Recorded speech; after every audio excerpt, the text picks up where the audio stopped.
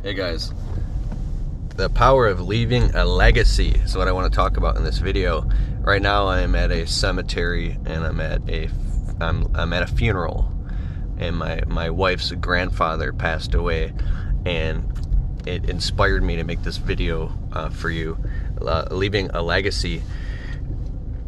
I had the honor to be a pallbearer and carry the casket of an old man who left Iraq in his 20s and came to the United States and was a pioneer and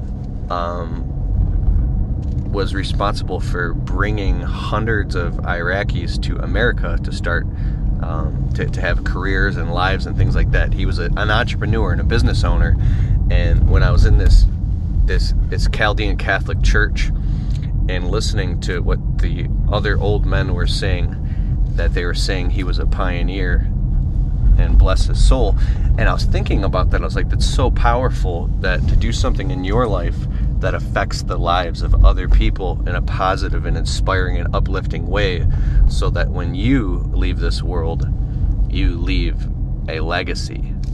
And nobody cares about how rich you become or how much money you make or what materialistic possessions you acquire. People really only care about how you made them feel, how you loved them, how you made them laugh, how you treated them, and what you did for the greater whole, for the greater good.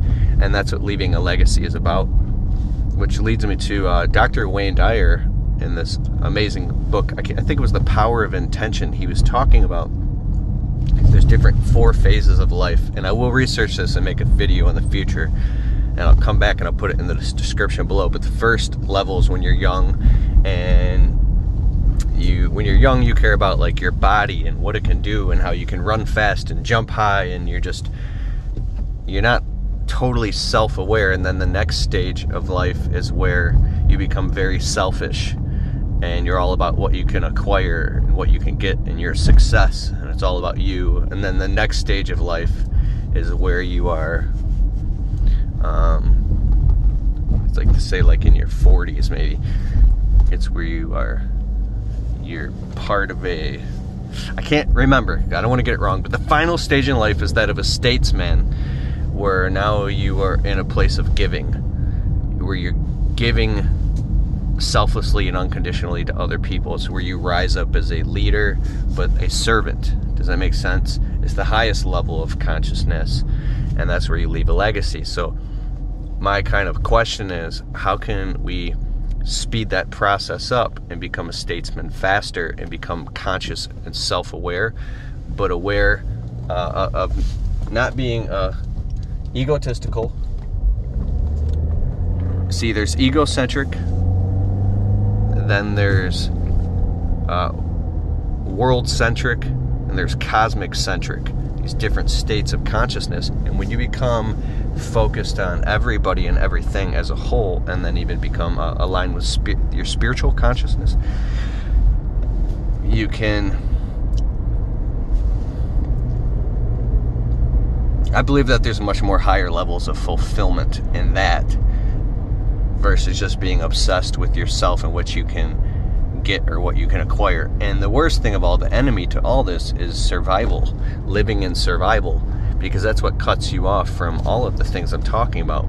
Survival is a place, so it is not a should, but is an absolute must to get these things locked down. And so if you have spirit and God first, and everything falls underneath that in chain of command, then I believe that we can get there a lot faster. Okay, that's the end of my video. I gotta focus on driving. We're going to the luncheon now. Please don't say sorry for your loss in the comments, because it's a great honor to me to be, some young white guy who got to carry the casket and be a pallbearer. What an honor for a man who is a pioneer in the Chaldean community here in Michigan, who has done such a great thing and left a legacy.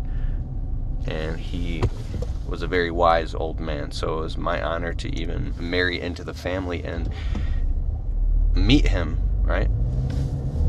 Anyways, bye.